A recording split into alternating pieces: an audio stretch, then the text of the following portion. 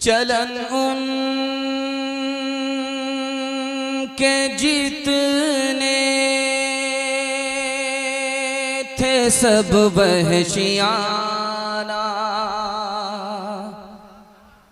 हर एक लोट मार में भी था यगाना।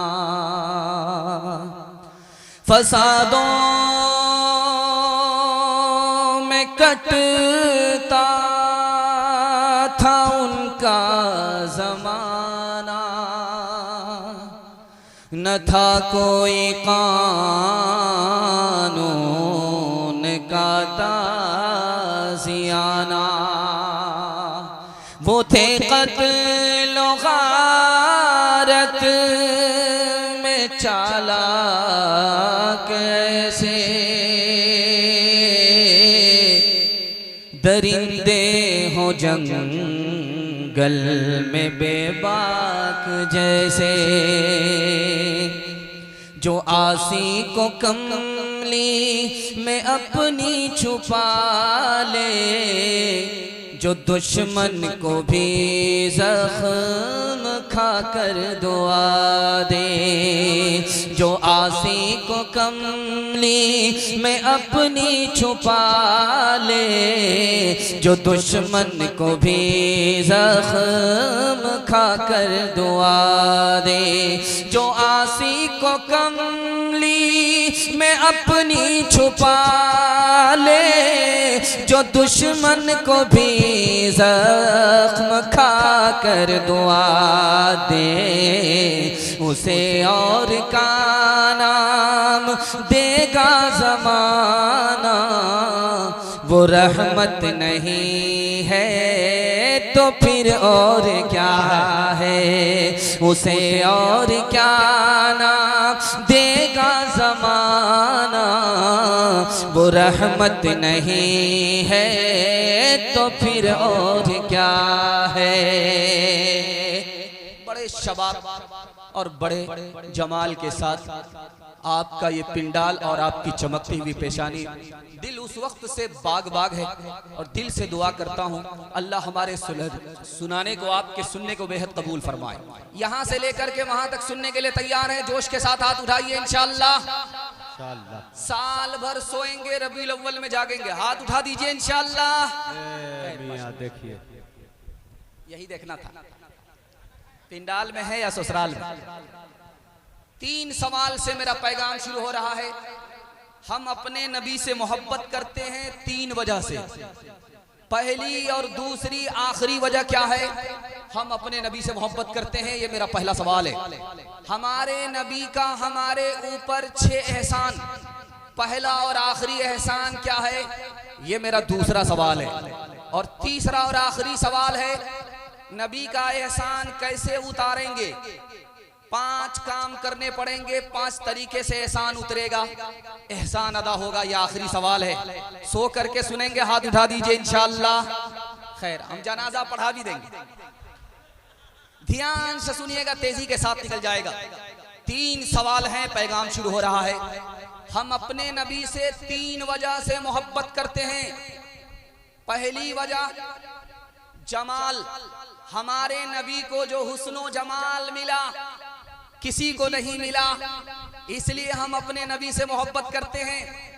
दूसरी वजह कमाल, जो किरदार और कमाल हमारे नबी को मिला किसी को मयस्सर नहीं हुआ, इसलिए हम अपने नबी से मोहब्बत करते हैं। और नबी का एहसान माँ बाप से ज्यादा हमारे ऊपर, इसलिए हम नबी से मोहब्बत करते हैं। नबी के 6 एहसान। पहला एहसान उसी नबी ने आकर के बताया, तुम्हारे माँ बाप एक हैं। हमारे नबी का दूसरा एहसान कि तुम्हारा खुदा एक है। हमारे नबी का तीसरा एहसान, तुम सब आपस में भाई भाई हो। हमारे नबी का चौथा एहसान, अपने भाई की तौहीन मत करना, काबे को ढाने के बराबर है। अपने भाई का एहतराम करना काबे को तामीर करने के बराबर है।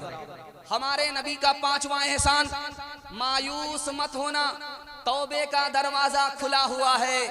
शाम का भटका अगर सुबह को लौटे तो भटका नहीं है।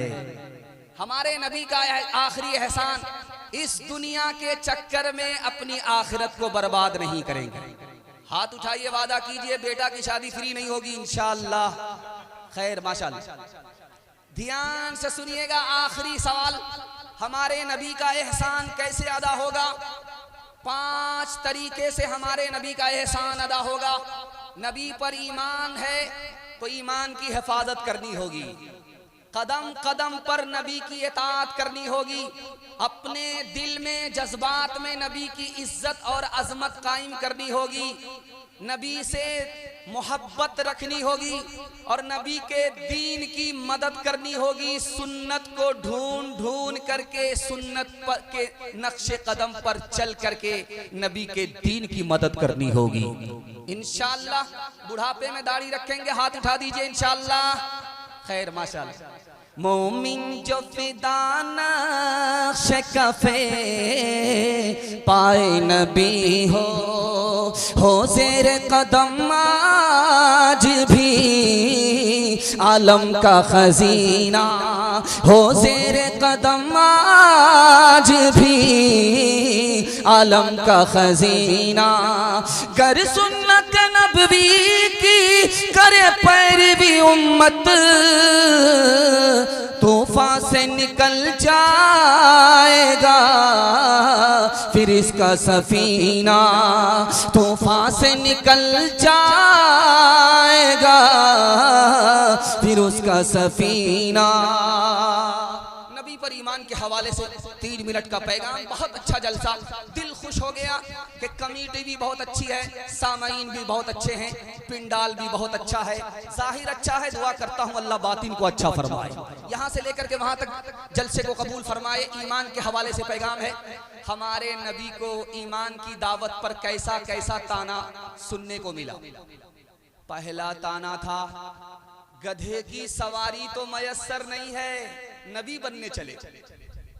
दूसरा ताना हमारा, गरीब आदमी हो, सरदार नहीं हो, हमसे बेहतर नहीं हो, कैसे नबी बन गए।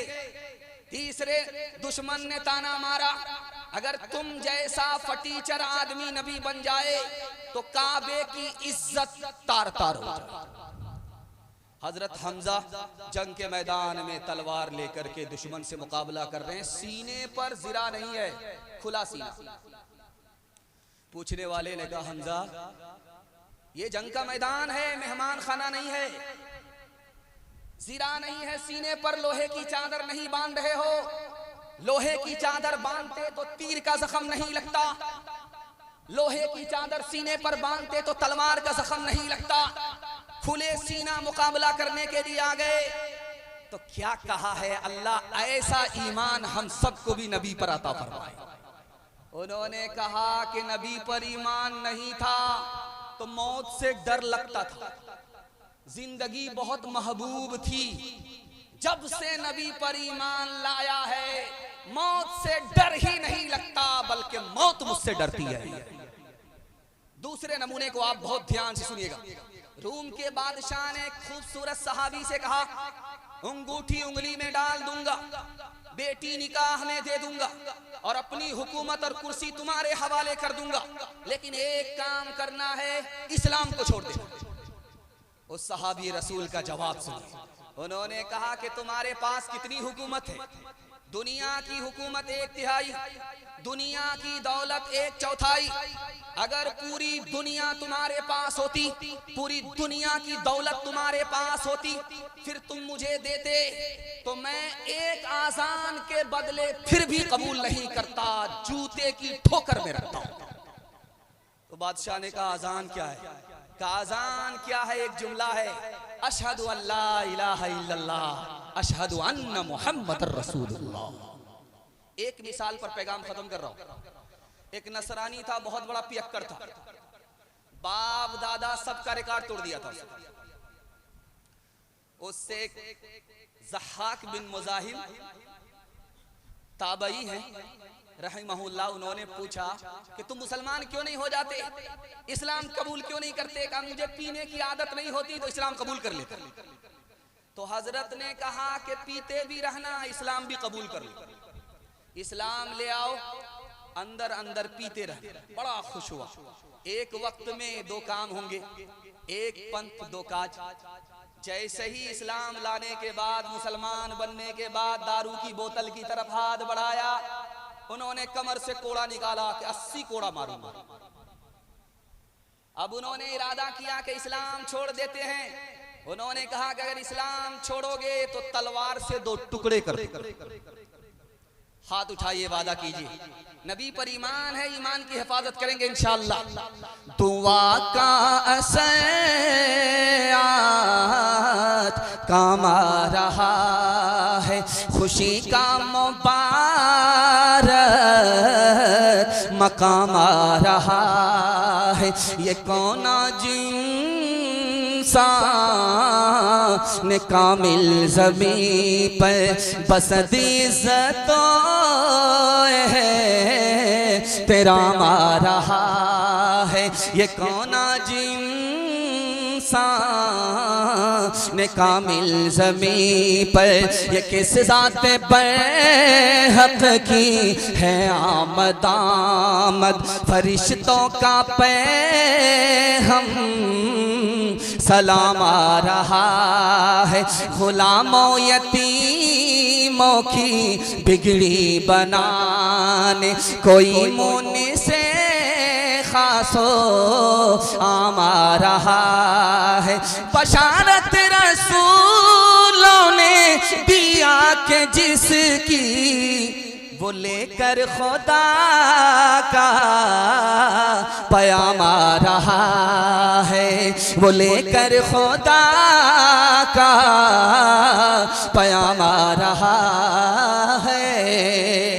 खाता खुला, खात्मा अच्छा होगा। दुआ तक आपने वादा किया है बैठने का, और अल्लाह से दुआ करता हूँ कि इस जलसे को दुआ तक अल्लाह कबूलियत के साथ पहुँचाए। हमारे सुनाने को, आपके सुनने को अल्लाह बेहद कबूल फरमाए। सुनेंगे, अमल करेंगे, मरने के बाद हाथ उठा दीजिए इंशाअल्लाह। खैर, हाथ उठाइए, रांची सीधा पहुंचेगा, पटना में गुजारा आपका नहीं।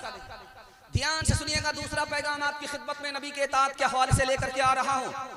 हमारे नबी ने सिर्फ 10 साल में 9 लाख मुरब्बा मील जमीन को फतह किया। सिर्फ 10 साल में 9 लाख मुरब्बा मील जमीन को फतह किया। जानते हैं कैसे? सिर्फ 3 काम किया। मोहब्बत किया, नफरत नहीं किया, माफ किया, बदला नहीं लिया, मदद दिया, मदद से हाथ नहीं खींचा। 10 साल की मुद्दत में हमारे नबी ने 3 काम करके 9 लाख मुरब्बा मील जमीन को फतह कर दिया। अक़वाम मुत्तहिदा ने 1984 में रिपोर्ट लिखी कि 50 साल में अमेरिका में, यूरोप में इस्लाम 235% फैला। 3 वजह से फैला। मस्जिद की वजह से फैला, मस्जिद के इत्तिहाद की वजह से फैला, और मोहम्मद सल्लल्लाहु अलैहि वसल्लम की वजह से फैला। उस अंग्रेज ने बताया कि जब मेराज में नबी को नमाज मिली तो लेकर के आए, जमीन पर ऐलान किया कि मस्जिद में जमा हो जाओ और सब बंदी लगाओ। जब सब बंदी हुई, उसमें छोटे बड़े सब एक सफ में आ गए, अमीर और गरीब सब एक सफ में आ गए, बड़े छोटे का इत्तिहाद मिला। 50 साल में यूरोप के अंदर इस्लाम 235% फैल गया। एक सहाबी ईरान आए बादशाह किसरा के दरबार, तो दरबार ने पूछा कि ये लिबास कैसा है?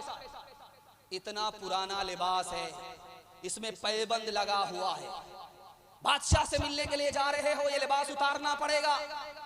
कहा ये मेरे नबी का लिबास।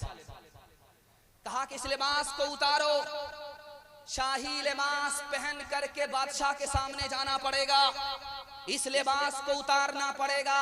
कुर्बान जाइए सहाबी की इताअत के ऊपर। कहा मैं दरबार तो छोड़ सकता हूं, अपने नबी का लिबास नहीं छोड़ सकता। हजरत उस्मान रजी अल्लाह अन्हु आगे। कहां से आए? मदीना से मक्का आए। तो मक्का के लोगों ने कहा कि तुम्हारा पायजामा मक्का में टखना से नीचे था, मदीना से आए हो, पायजामा तुम्हारा टखने से ऊपर हो गया, नीचे करो। सहाबी रसूल की इताअत देखिए, कहा जान तो ऊपर जा सकती है, और ये पायजामा तखने से ऊपर हमारे नबी की सुन्नत है, मैं इताअत में पायजामे को नीचे नहीं कर सकता। आखिरी मिसाल है, पैगाम खत्म कर रहा हूं। जिस औरत का बच्चा बचपन में काला होता है, वो औरत 72 मरतबा साबुन लगाती है। रगड़ रगड़ करके साबुन जब लगाती है, इस ख्याल से कि मेरा काला बच्चा उजला हो जाए, तो वो साबुन भी कसम खा लेता है कि मैं तो काला हो जाऊंगा, इस कालिया को गोरा होने दे।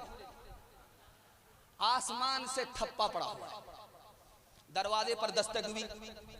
बेटी के बाप ने दरवाजा खोला, देखा एक जवान खड़ा है, निहायत काला है, होंठ मोटे मोटे हैं, दांत बाहर है, उसकी नजर में निहायत बदसूरत है। जवान से पूछा कि जान न पहचान, कहां से आए मेहमान? उस जवान ने कहा कि तुम्हारी बेटी का हाथ मांगने के लिए।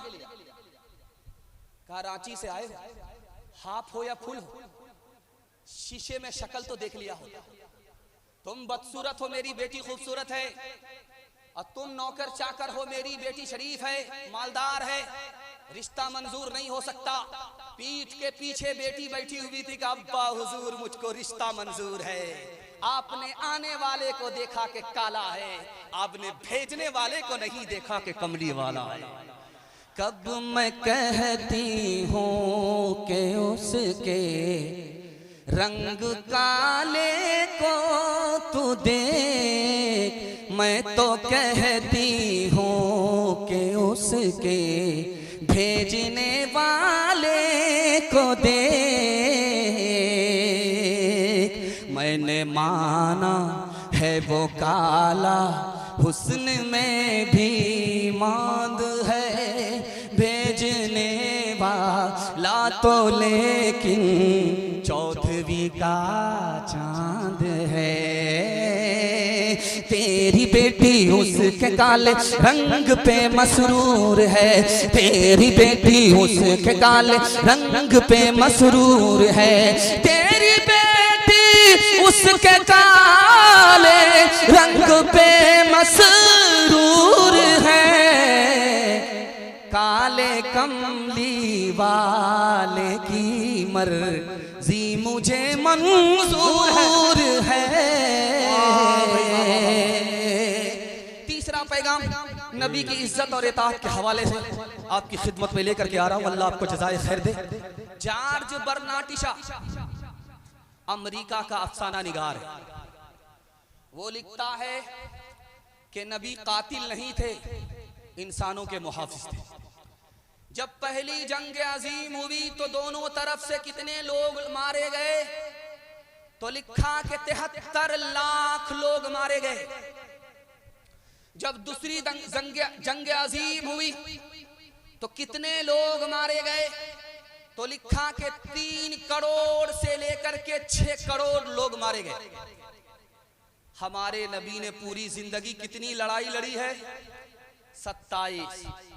और दोनों तरफ से कितने लोग मारे गए? 1018। जॉर्ज बर्नार्ड शॉ ने कहा नबी इंसानों के कातिल नहीं थे, नबी इंसानों की जान के मुहाफिज थे।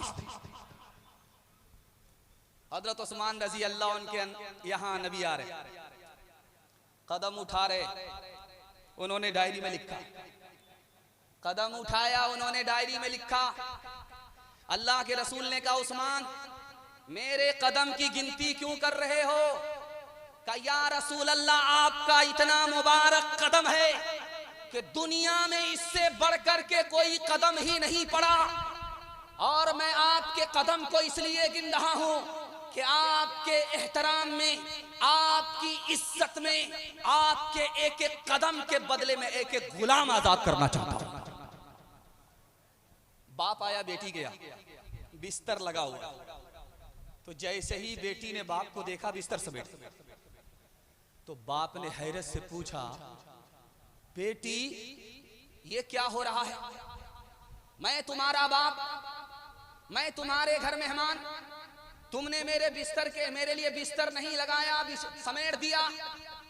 मैं इस बिस्तर के लायक नहीं हूं या ये बिस्तर मेरे लायक नहीं है।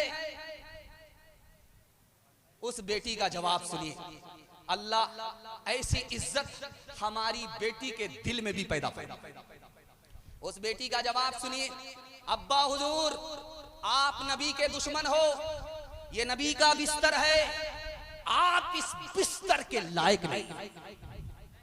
मुशायरा चल रहा था, एक तरफ ईसाई शायर है, दूसरी तरफ मुसलमान शायर है। 4 मिसरे ईसाई शायर ने पेश किए। उसमें यह दावा किया कि हजरत ईसा आसमान पर हैं, ऊपर हैं, और हजरत मोहम्मद सल्लल्लाहु अलैहि वसल्लम जमीन के नीचे हैं। हजरत ईसा ऊपर हैं, मोहम्मद नीचे हैं। हजरत ईसा जाग रहे हैं, मोहम्मद सो रहे हैं। सोने वाले पर जागने वाले को फजीलत है, नीचे वाले पर ऊपर वाले को फजीलत है। मोहम्मद से बढ़कर हजरत ईसा है। 100 चोट सोनार की, 1 चोट लोहार की। मुसलमान शायर ने कहा, रे नादान, तराजू को तो देख लिया हो।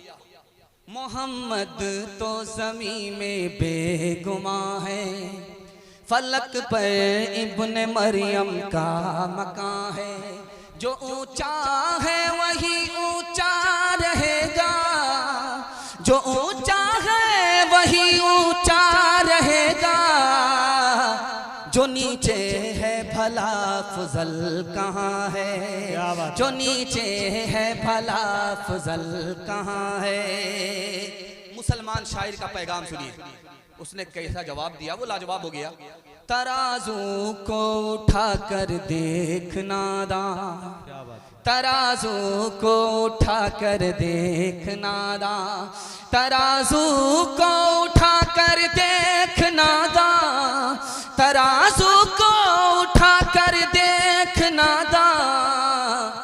वही झुकता है जो पलरा गरा है, वही झुकता है जो पलरा गरा है। अगर खत्म तुम पर रिसालत न होती तो सरे पुश्त मोहरे नुबुवत न होती। अगर खत्म तुम पर, तुम्हें हर नबी पर फजीलत न होती, तुम्हें हर नबी पर फजीलत न होती, तुम्हें हर नबी पर फजीलत न होती, तो खैरुल उमम शाने उम्मत न होती, तो खैरुल उमम शाने उम्मत न होती, होती तो खैरुल उमम शाने उम्मत न होती। मोहम्मद का जलवा अगर वो देख लेती, मोहम्मद का जलवा अगर वो देख लेती, मोहम्मद का जलवा अगर वो देख लेती, तो जुलेखा को यूसुफ की हसरत न होती, तो जुलेखा को यूसुफ की हसरत न होती। आखिरी पैगाम सीरत के हवाले से सुना रहा, बड़ा दिल खुश हुआ, तबीयत बाग बाग हो गई। अल्लाह से दुआ करता हूँ, अल्लाह नबी की सुन्नत के लिए हम सबको खड़ा फरमाए, नबी की सुन्नत पर हम सबको खड़ा फरमाए। हाथ उठाइए, वादा कीजिए नबी की सुन्नत को ढूंढ ढूंढ करके जिंदा करेंगे इंशाअल्लाह। इंशाअल्लाह। और बेटा की शादी में अगर फ्री में मिला तो छोड़ेंगे नहीं, हाथ उठा दीजिए इंशाअल्लाह। हम मुलाकात करेंगे, जरा जलसा खत्म होने दीजिए। ख्वाब में किसी ने देखा कि सांप को मुट्ठी में लेकर के मैं मिसवाक कर रहा हूं, ख्वाब में। कितना प्यारा ख्वाब है कि आपका भी दिल बाग बाग हो जाए। ख्वाब देखा कि मैंने हाथ में सांप को लिया और मुंह से मिसवाक कर रहा हूं। बताने वाले ने ख्वाब की ताबीर बताई कि बड़ा प्यारा ख्वाब है, ये सांप माल है, तुमको माल मिलेगा और उस माल से तुम नबी की सुन्नत को जिंदा करोगे। मुबारक बादी के मुस्लिम। 3 तरह के लोग हैं इस पिंडाल में भी, और उस जमाने में जिसमें नबी ने अपनी नबूवत का ऐलान किया था, 3 तरह के लोग। एक तो वो लोग थे जिन्होंने नबी को अपनी आंख से देखा फिर भी बदकिस्मत।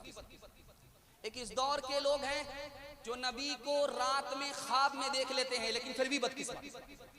एक तीसरे आदमी है जिसने आंख से नहीं देखा, ख्वाब में नबी की बशारत नहीं हुई, फिर भी खुशकिस्मत है। वो कौन आदमी है आपको सुनकर के हैरत है। जिसने आंख से देखा, नबी पर ईमान नहीं लाया, अबू जहल था। ख्वाब में बशारत हुई नबी की, लेकिन बेदारी में नबी की सुन्नत पर खड़ा नहीं है, बदकिस्मत है। इस दुनिया की भलाई से भी महरूम है, उस दुनिया की भलाई से भी महरूम है। आंख से नबी को देखा नहीं, ख्वाब में नबी को देखा नहीं, लेकिन बेदारी में नबी की सुन्नत को ढूंढ ढूंढ करके जिंदा करता है। मुकद्दर का सिकंदर है, दुनिया पीछे है, आखिरत आगे। सुन्नत और फैशन में फर्क क्या? एक का अदद है, दाईं तरफ जीरो बढ़ाएंगे अदद बढ़ेगा, बाईं तरफ जीरो बढ़ाएंगे अदद घट जाएगा। जो बाईं तरफ जा रहा है ये फैशन है, और जो दाईं तरफ आ रहा है ये सुन्नत है। इंशाअल्लाह सुन्नत को दांत से पकड़ लेंगे। हाथ उठा दीजिए। मैं बात में मौलाना इलियास साहब आए, लोगों से पूछा कि तुम कौन हो? कहा मुसलमान। कहा कि वो कौन है? कहा वो गैर मुस्लिम है। कहा दोनों में फर्क क्या है? पैर के नीचे से जमीन निकल जाएगी, खून के आंसू आप रोएंगे, कलेजा मुंह को आ जाएगा। कहा कि फर्क ये है, हम मुसलमान हैं, वो गैर मुस्लिम है, एक ही फर्क है, उनका निकाह पंडित पढ़ाता है, हमारा निकाह मौलवी पढ़ाता है। इस घर को आग लग गई, घर के चराग से। खानकाह में, पादरी की खानकाह में मुरीद आया, पूछा पादरी ने कि तुम बड़े हो या तुम्हारी दाढ़ी बड़ी? बोला कि आप भी अजीब पागल आदमी मालूम हो रहे, पहले मैं पैदा हुआ, उसके बाद मेरी दाढ़ी पैदा हुई, अब बताइए कि बड़ा कौन है? तो पादरी ने कहा हैरत है, तुम्हारी दाढ़ी 10 साल पहले काली थी, अब 10 साल के बाद सफेद हो गई, दाढ़ी तो बदल गई, लेकिन तुम 60 साल हो गए, तुम नहीं बदले, अफसोस हो इसका। हाथ उठाइए, वादा कीजिए, सीधा रबीउल अव्वल में आकर के बदलेंगे, सीधा रमजान में जाकर के बदलेंगे। हाथ उठा दीजिए इंशाअल्लाह। उठाइए उठाइए, जहर खा करके आपको खिला करके मारना चाहिए। हबीबे पाक किसी का खिताब क्या होगा, वो लाजवाब है, उनका जवाब क्या होगा। मदार कार है हुबे रसूल पर, वरना अमल हजार हो अच्छे, सवाब क्या होगा। खुदा की मेहरबानी और अपनी नाफरमानी को आईने की तरह 3 मिनट में दिखाने के लिए जा रहा हूँ। सुनने के लिए तैयार है? जोश के साथ हाथ उठा लिए, इंशाल्लाह दायां बायां होता रहेगा। 7 खून माफ है। मैं भी आपकी जगह होता, अचानक सवाल होता, मैं भी फंस जाता। ये दायां बायां होता रहेगा। हाथ उठाइए, वादा कीजिए, आज आजान सुनेंगे, कल नमाज पढ़ेंगे इंशाल्लाह। हाँ, यही देखना।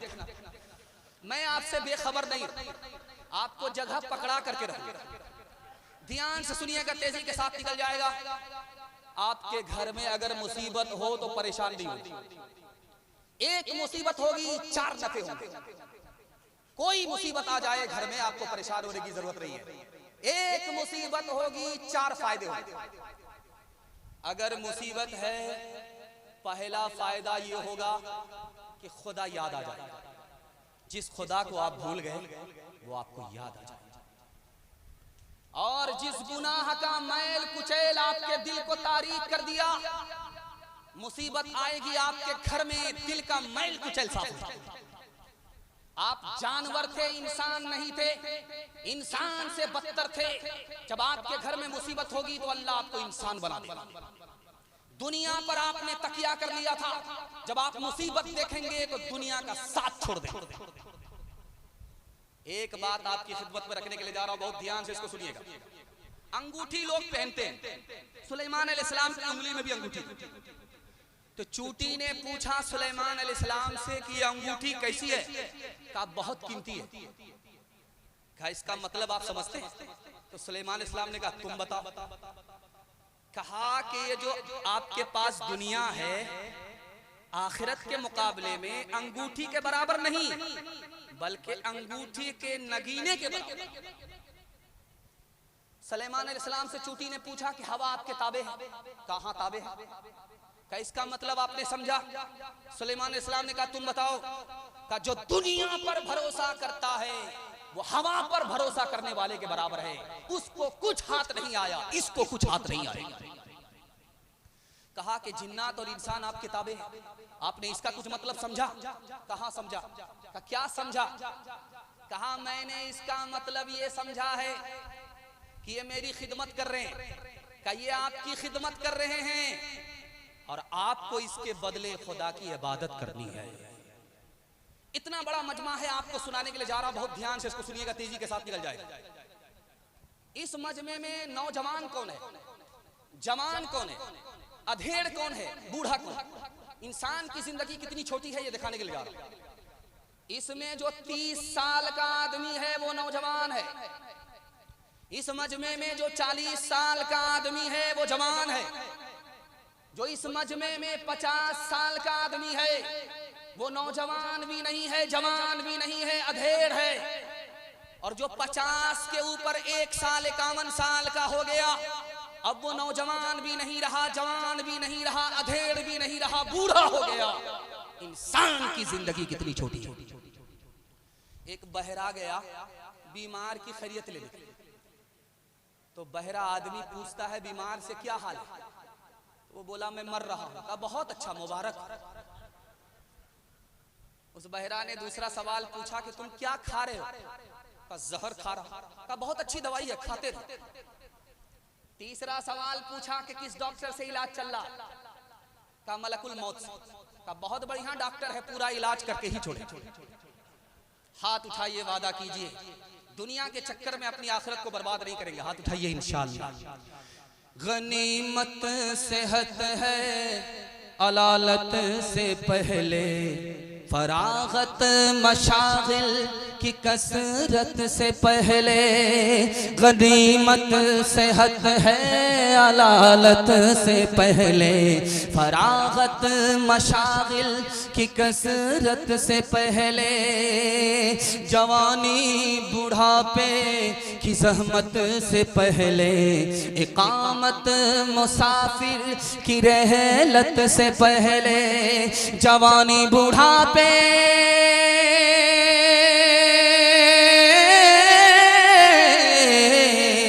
जवानी बुढ़ापे की ज़हमत से पहले, इकामत मुसाफिर की रहलत से पहले।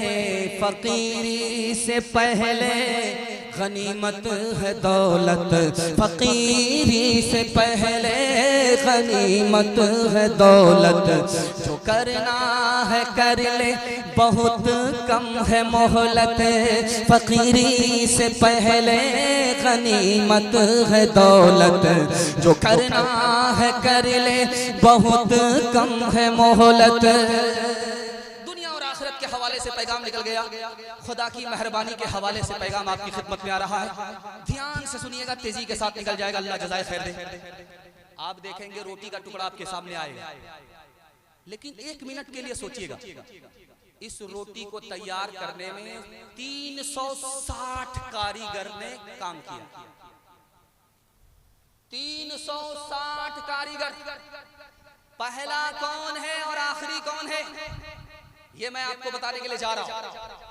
पहला कारीगर जो रोटी को तैयार किया, एक रोटी को तैयार करने में 360 कारीगर ने अपनी जान लगाई। उसमें पहला कारीगर मिकाईल था, जिसने पानी को खजाने से निकाला।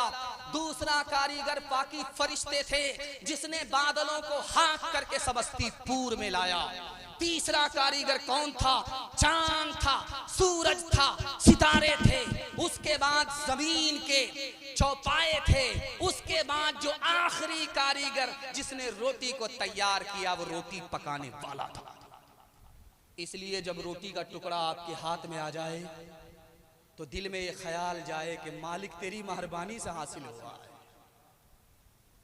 अच्छा, एक बात नुक्ते की है, जिस आदमी की शादी है, बीवी उसको मौजूद है, जानते वो आदमी कौन है? खुशहाल है।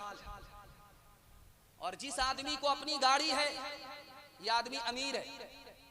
और जिसको अपना घर है, ये बादशाह है। बादशाह हो करके परेशान क्यों है? ये आप अपने आप से परेशान है। दूसरे का घर देख रहा, दूसरे की गाड़ी देख रहा, दूसरे का खाना देख रहा है, दूसरे को देख देख करके परेशान है। अल्लाह ने तो इसको बादशाह बनाया।